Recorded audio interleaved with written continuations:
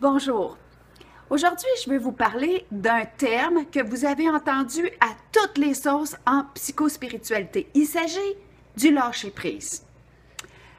C'est un terme qui me fait beaucoup réagir parce que énormément de gens s'en servent sans savoir exactement qu'est-ce qui contient, on va le dire comme ça.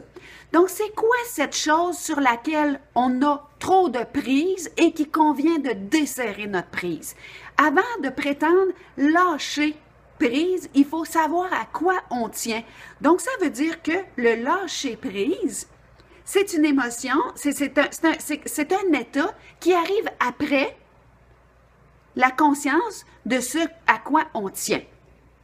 Et à mon sens, à moi, c'est toujours mon interprétation à moi, le lâcher-prise, c'est la dernière étape du processus de peine. Donc, c'est quoi la peine? La peine, c'est une émotion de base qui survient quand on subit une perte. Et elle est d'autant plus intense que le manque est considérable.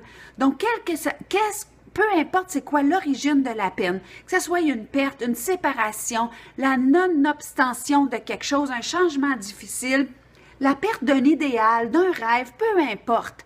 L'ampleur de la tristesse va dépendre entièrement et directement de la valeur qu'on a accordée à cet objet ou à cette chose-là, ou à cette personne-là.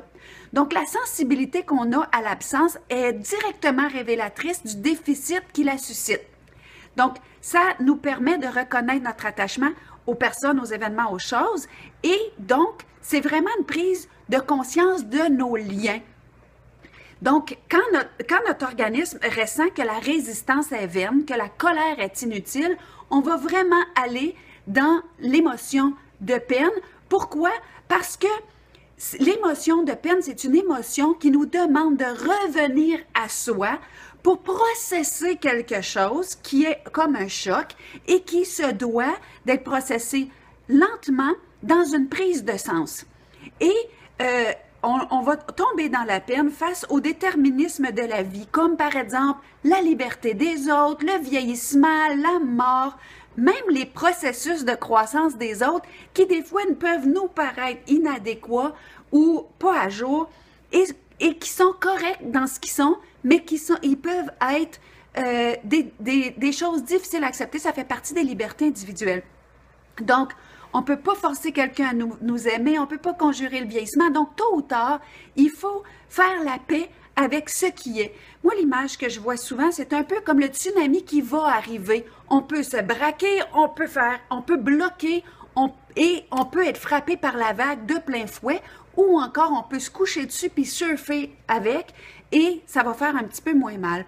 Donc, le but de la peine, parce que derrière chaque grande émotion, il y a vraiment un besoin, et le besoin derrière la peine, c'est la prise de sens, mais c'est aussi que elle vient faire un travail d'harmonisation interne et elle se boucle. Donc, le travail d'harmonisation et de prise de sens se boucle dans le lâcher-prise, mais c'est la dernière étape de ce processus-là.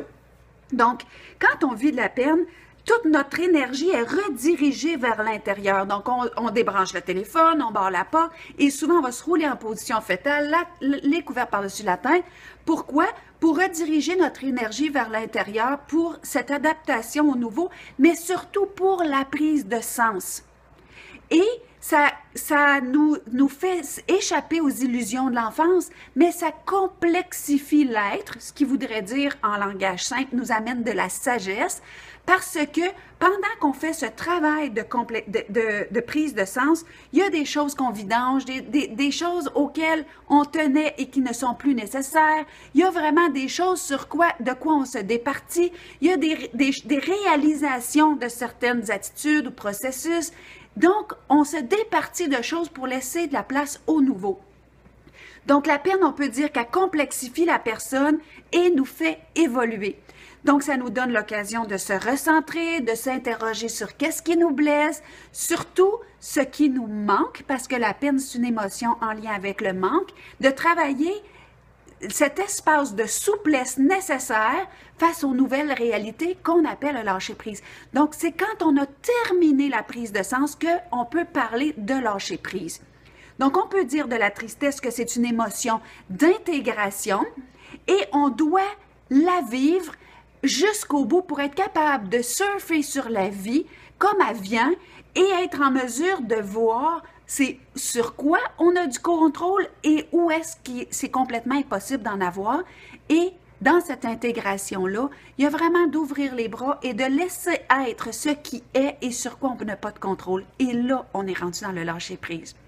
Donc, en espérant que cette explication sur le processus de lâcher-prise va vous éclairer à savoir que c'est vraiment la dernière étape d'un processus qui s'appelle la peine et pour lequel la société fait assez peu de place. Donc, c'est à nous de nous donner cet espace de vivre nos peines dans la prise de sens. Merci et au plaisir.